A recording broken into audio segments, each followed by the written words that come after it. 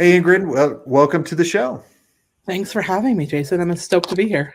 Yeah, tell us who you are, what you do. My name is Ingrid Schneider. I am the CEO and founder of Stay in Your Lane, and then also the founder of Train in Your Lane. I have two different companies, and that was kind of on accident. Stay in Your Lane is a fractional suite marketing company and also fractional franchise development. We do a lot of work in the franchise space, but also outside of it as well. And we love what we do. We also do project-based work, mostly marketing. So Meta ads, Google, all the things. Branding, we're really, really good at and we love. So that's what we do on that side of the fence. And when AI was democratized about 3 years ago, we found out that we were one of the first ones to the game and started talking about it. And people started asking me to train them in AI. And so I did. And I ended up a year and a half later rolling that off into its own company called Train in Your Lane. And we do AI trainings for large companies like Ben & Jerry's and Ace Hardware and Ace Handyman. It's been a fun journey, and it kind of happened on accident. But just really teaching people how to have AI intuition and use AI tools in a way that can solve problems for them, and help them do their jobs in a better way. So how did you accidentally start the agency? Starting the agency was funny. I was the CMO for a popsicle company and I rebranded it. And that was during the pandemic. And I got laid off because the owner was doing some things with the money that we didn't kind of know about. And I got a phone call one day and said, "Hey, we don't have any money to pay you." At that time, I'm like, okay, well, that means I don't have a job.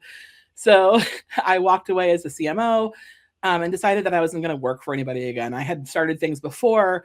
I had owned a body shop. I don't really have a linear career history, but I love people and I love marketing. And I said, I'm going to figure this out. And I have that kind of, I'm going to figure things out gene. So I started doing just fractional C-suite kind of CMO work. And it just kept growing. And people kept saying, "Ingrid, I want to use you for XYZ." And I said, "I don't have XYZ, but I can figure that out." And so trust was built and earned. And I think that's one of the biggest things. And if you're honest with your customers too, authenticity is the highest vibration, they say. They just want more, right? Even if you say "Hey, that's not my wheelhouse, but let's figure this out together." They're usually up for it. So what was just me about 3.5 years ago is now a team of 16 of us. And we do a ton of work. Awesome. So have clients, we actually have clients like Bloom & Blinds where we actually run their whole marketing department, which is something that we can do because we have a huge team. And then we have clients who just use us to do fractional work, like build them an LMS or work on their marketing campaigns, or we do a ton of branding work, which is one of my favorite things to do. When you were a CMO, did you hire a bunch of agencies? Yeah, we did somewhat. I did a lot of the work in-house and myself. I'm a hustler and I do have that I'll figure it out gene.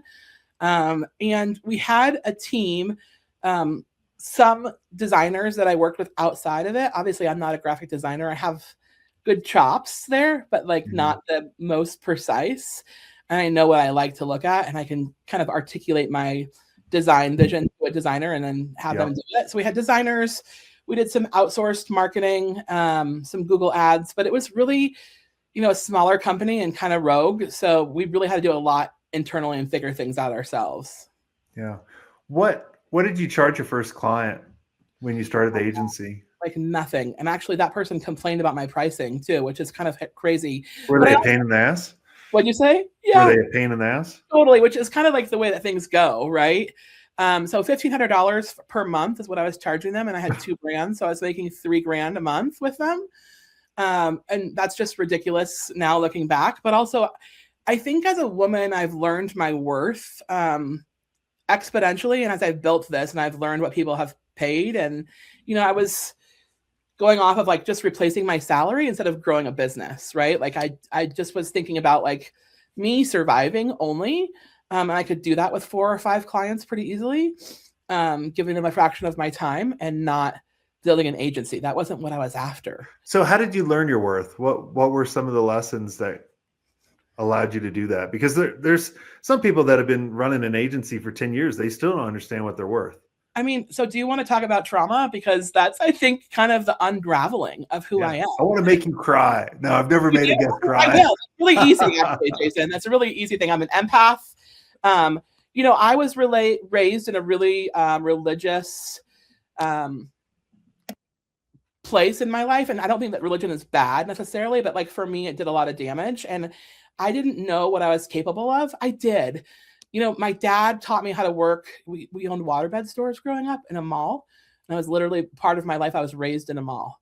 So I was always at work with him and I knew how to sell it. Like 6 years old, I could sell a waterbed. I could sell you waterbed conditioning. I could sell you sheets. Like it was fun upbringing. So I knew how to work, but I think my work came from doing deconstructive work in myself, but also just doing the work to be a better human. Right. There's a lot of things that changed me. I think knowing my worth and my privilege, like what happened to me, I did a ton of nonprofit work. I managed a band called Dispatch for a while, which some of your listeners might know, some of them may not know, but they sell at Madison Square Gardens. They're a huge band, but their heart is all about giving back. And so I also managed some of their nonprofit work in Nicaragua and working in the trash dumps in La Chureca and then in Pine Ridge, South Dakota, which is the poorest place in the US. It has an infant mortality rate and the highest in the Western Hemisphere. The average life expectancy for a male is 47. For a female, it's 53, which means like I'm almost dead. You probably are dead, right? Alcohol rate is like 90%. Unemployment rate is like 95. Like it's just, actually the alcohol rate may have been gotten better in the past couple of years, but it's just a crazy, crazy place. And really doing work that gives back, I think healed a lot of parts of me that I didn't necessarily know needed to be healed. Thinking that I'm going to help people. And really what happened is they helped me, right? And just seeing my own wounding and living through experiences that are so different than mine, being able to say like, oh my gosh, like I actually am very privileged first and foremost, but also know that like I'm capable of so much and being able to stand back and look at the world in a different lens. I think that we're so raised to just push ourselves forward instead of like bringing people up alongside of us. And I think that's really where I figured out, like, I have the power to bring people up alongside of me. And I've done that a ton in my company. I love collecting good people. And sometimes I'll bring people on that don't have experience because like they just have the grit and the want. Right. Oh. So I've also done a lot of counseling and a lot of spiritual work and regained my spirituality in a different way. So there's a lot of layers to that. Yeah. I talk a lot about empathetic leadership. I actually do speak on that too. And I believe in empathy, and I think empathy heals a lot of things. Yeah. Well, I mean, you know, when you look at there's so many people when they start their agency or they start to become an entrepreneur, their main focus, like their destination, they feel like is to sell for a ton of money. Mm-hmm. Right. And they go, well, I'll have fun after. And then they neglect their health. They neglect being time with their family. They neglect all these different things. And I'm like, man, if like, for example, you know, the past year has been tough for me because I had a foot injury that I had surgery, and then I was on this knee scooter forever. And I wasn't that healthy, and it really fogged my brain. Mm-hmm. Right. Like, and it was just like, I couldn't think right. Like I didn't want to do certain things anymore. Like it was just, but then once I got that fixed, I started getting healthy again. Like, man, like I'm on fire. I was like, and you could just totally concentrate. And I always tell everybody, I'm like, you have to, you know, work on yourself first, because then you can take care of other people. Then you can take care of your business after that, like in that priority. And ever since I figured that out, you know, it's been a game changer for us. So I would love to teach you something about what you're talking about and what happens to us when we're in the fight or flight mode and we're not taking care of ourselves. So there's a term called flipping your lid, and it's for emotional overload. And it happens to a lot of us founders, and it's why we say really stupid things when we're not meaning to. So like, you know, that's all the time for me. Yeah, you react, right? So this is your brain. I have my hand raised up for people that are watching this or listening to this, but it's basically a fist. The front part is your prefrontal cortex. This is where everything happens, your reasoning, your logic, your abilities. And what happens is the feeling part, which is the amygdala, flips. And this is actually a chemical reaction in your brain. And then you're just standing back here in your fight, flight, or freeze, fight, flight, or freeze. Say that 5 times fast. Yeah. Rationality. Dr. Daniel Siegel talks about this a lot. And it's actually really, really helpful for your kids to knowing that they're like, when they can't, when this doesn't all work together, they actually like lose control and they're back in here. But we also go back to that when we're doing surgery, when we lose loved ones, when we're overworking ourselves too, our brain actually gets tighter. And that can also not be flipped, but like in times of stress, things go, and then it doesn't work because it gets super tight. Really, really interesting emotional regulation things. But when you have your surgery, right, you're on pain pills and your body is focusing on healing your, was it your leg or your knee? Yeah, my foot. Your foot. So your body's focused on healing your foot. So your brain actually isn't online like it should be, right? And that's what we do to ourselves too. And I think boundaries for me in running an agency have been huge, and learning how to really say yes and say no to what really fuels me. My team gets frustrated sometimes because they would love for me to be in all the meetings, but I'm like, I'm not going to that. Like, you guys have that. I trust you implicitly. Like, there's times when I can be like, yes, I want to dig into this project, or no, I don't, because it's important for me to understand where my value is and what is best served for me and the company. And then also recognizing when my team's lid are flipped or when my lid is flipped and I'm acting in that fight, flight, or freeze and giving them more grace and more empathy, or stepping back myself going, dude, I just had foot surgery and I am not okay. Like, I need to focus on my body. Yeah. Yeah. I remember years ago, I've told this story a couple of times on the podcast, but for people that have not heard of it, it might help them. We were probably maybe 5 years into the agency. We were doing a couple million in revenue, and I was depressed. I hated it. Like, I was like, I don't like any of this anymore. Like, my wife even was like, why don't you go quit? Like, go take a job somewhere. Like, you're miserable to be around. And I remember taking an interview with a company to be a CMO, and they asked me like a couple questions, but 2 really stuck with me. What do you want to do every day? What don't you never want to do again? And so I went home that night and I really started thinking about it, and kind of like your fist, thing of the brain. Like, I literally, like, if you think about, put your fist on a sheet of paper, draw a circle around it, and then concentrate for maybe 30 minutes of all the stuff that I hate doing, that I never want to do ever again, right? That just drains the shit out of me. And so I put that outside the circle. And I start with that first, like process of elimination. And then inside the circle is like, what gives me energy? What do I like doing? And I started doing that.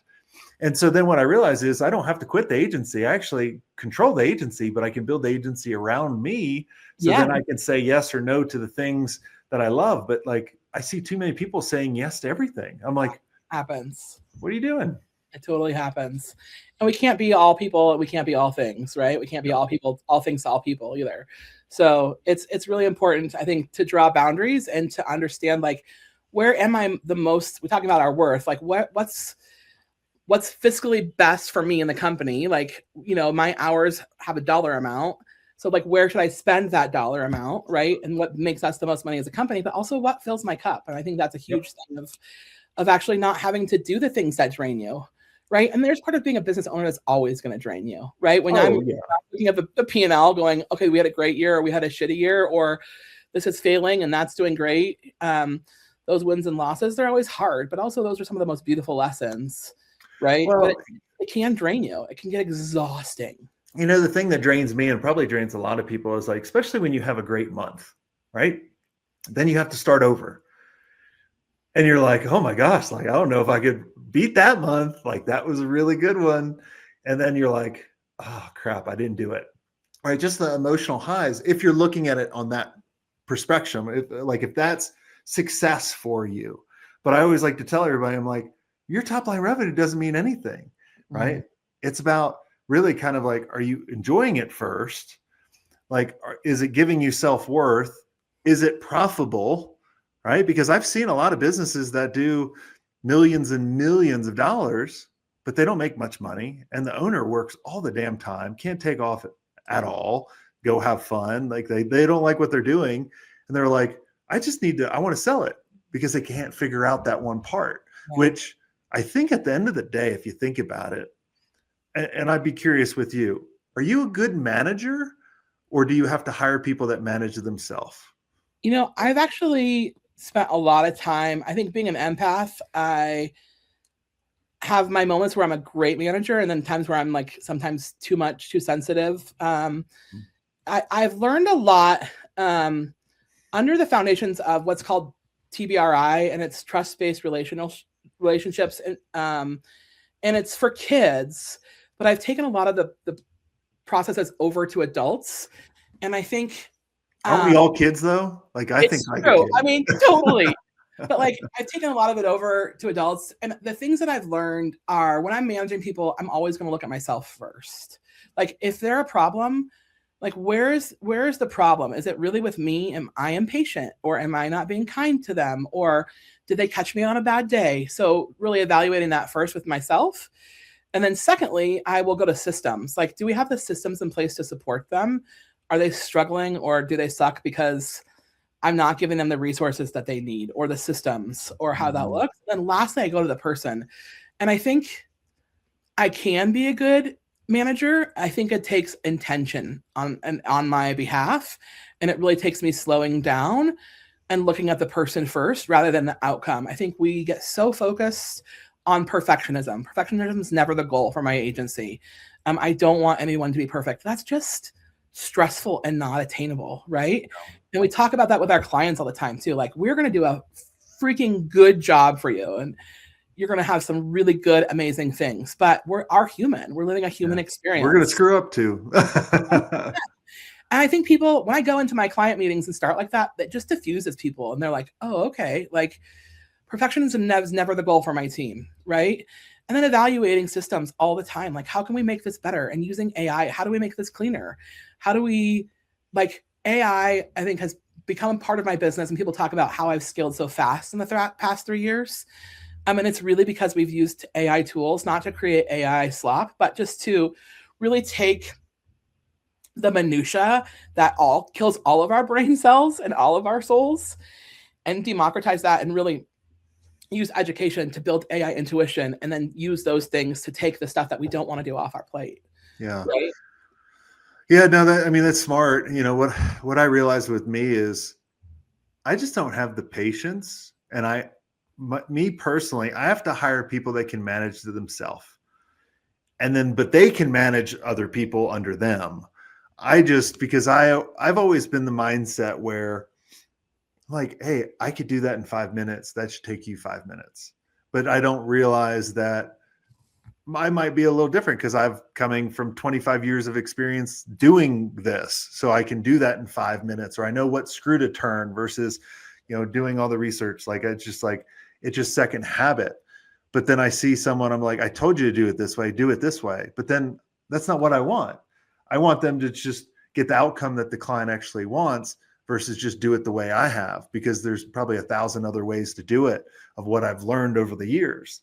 Right. And so that's what I've learned about myself. I think, when I learned that about myself, that's when we could grow faster, because then I wasn't fighting against empowering people. Yeah. It was like, hey, this is what we want. This is where we're going.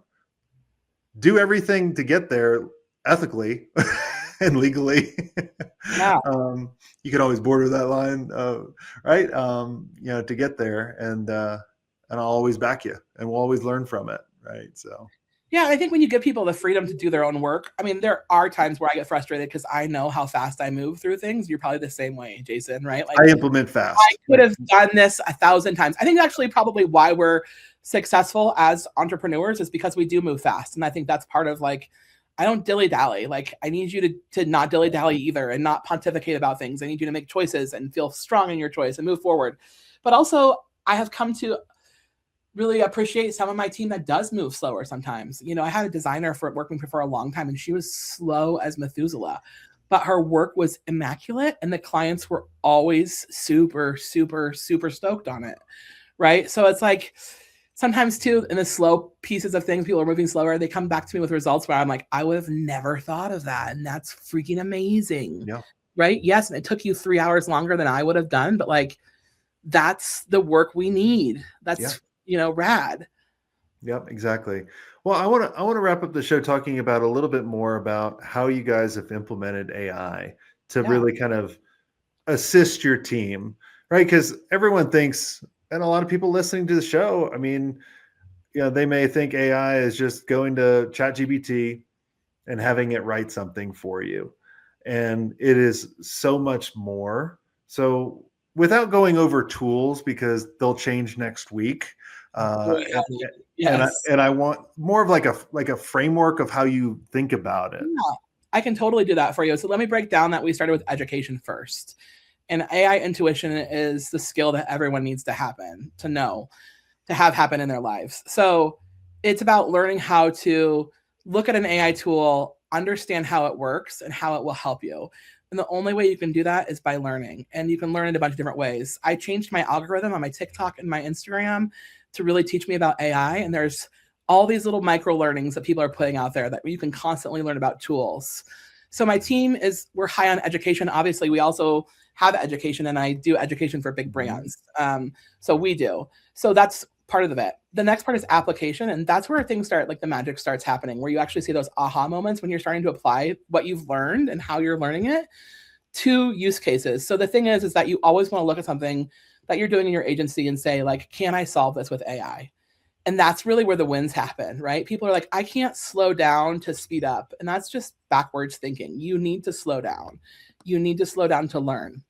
Some of the big wins that we have and have had in our company is from like collective learning. And I encourage all of our clients to do this when we are working with them with AI, or on the other side, is to actually have a weekly show and tell. So every Thursday morning at 8:00, my team comes together. It's an hour meeting, and people kind of book times on there, and they all need to be booking time at least once a month to show me a project and how they used AI to solve the problem. We also have AI policy that's pretty rigorous, but it feels more like a permission slip than a detention slip, because we talk about safety a lot, but we want people to use it safely. And so we write policies, and we've written one internally so people can actually go out and try the tool. So they'll text me and be like, Ingrid, on Slack, hey, I found this. Can we like explore this and try it? And I say, yeah, cool. Like, put it on the credit card. You have a month to figure out how it uses, like how to use it. And if you can implement it in all of our system, I'm totally down, right? So giving them the freedom to be explorers and go out and learn is like one of the coolest ways. And then they report back in those Thursday morning meetings. They're like, okay, I tried this new tool. Here's the security on it. Here's what I figured out. And it's going to solve the X problem. And then the team looks at it and they say, yes, we want to commit to this, or no, we don't.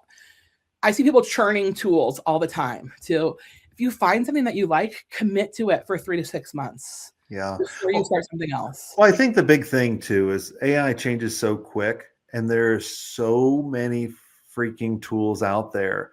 Some are completely crap. And I think a lot of us get overwhelmed and be like, well, I don't know, but I do like what you were saying, right? Like, and it's kind of almost like a 3-system framework, right? If you think about it, change the algorithm for when you go on social, and that's pretty easy. Like, literally just start following some people, that talk about AI, watch some of their stuff, and you'll be really surprised. And talk in front of your Alexa about AI, and all it will, since they're secretly listening in, it will show you all that. And then I like how you were saying, like, when you do something, how can AI help us? And then I like how you have your whole team looking at it and exploring it, because right now, when I chat with a lot of agency owners, they're the only ones leading it and their team's against it. And I'm like, yeah, you're going to be overwhelmed because there's just too much out there for you to go through. Yeah. I teach at DU, Denver University up the street. We're both in Colorado. So it's a great school, but I teach in their marketing classes a few times a year. And the kids are telling me that they're looking for jobs and that they're asking about their AI knowledge base or their AI like use cases. Like, employers are actually after that now. So, if you're not an agency owner and you're looking for a job, or your team's looking for a job, if you're not empowering them to use it, like, you're absolutely hindering them. And we're not talking about AI slop. AI slop is out there. I actually did a post about it yesterday on my LinkedIn. I post a lot about AI on LinkedIn. That's just, it's messy, right? Agents just writing stuff for the sake of writing stuff. That's not what we're using this for. No, it's, and I'm so glad that you're teaching and you're actually running businesses, because all my professors, they never practiced business, or they were going off a textbook. And that always gave me disdain for for educate the traditional I've education. never done this. You have no idea what you're talking about. Yeah, like I can't. The only thing I learned in college was how to outsource because I outsourced my work. Now you're a good agency owner. Yeah, exactly. Well, and being resourceful, right? That's the number one trait I look for is like, if you don't know something, say you don't know something and go figure it out. Yes. And really dive into it. I mean, that's probably that has to be one of your team's core values based on what you And explained. finding solutions rather than problems, right? Like, I don't want to hear your problems. I love your problems, but let's solve them. Come to me with 4 solutions when you come to me with a problem. Like, and I'll be like, yeah, this is great. And helping them, I think, do that kind of thinking too empowers them to feel more ownership and more value in the company. Yeah, we've always implemented the 1-3-1. So if you have a problem, come with 3 outcomes or 3 problems, or sorry, 1 problem, 3 possible solutions, and then what do you recommend? And you do that enough, they'll stop coming to you and they'll just solve it. Which is amazing, right? And that's what we want. Yes. Yeah, exactly. And if they mess it up, it's a learning moment, right? Like we only learn from our mistakes. We don't really learn from our successes. Yeah, perfectionism is never the goal. I tell people that all the time. It's about doing a really good job, but not perfectionism. Awesome. Well, this has been a blast. Thanks so much, Ingrid, for coming on the show. And for everyone listening out or listening, make sure you like and subscribe. And for those that want to be around other amazing agency owners, we're putting on an event in Phoenix that we'd love for all of you to come to, a live event of curated agency owners sharing what's working, what's not. We have some amazing guests, but amazing brainstorming. So make sure you go there, check out elevatemyagency.com. And until next time, have a swank day.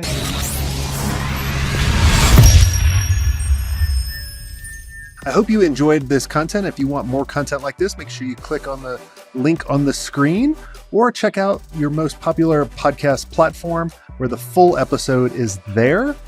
And until next time, have a swank day. What are you doing? Go check it out. Click on the link. I'll see you soon.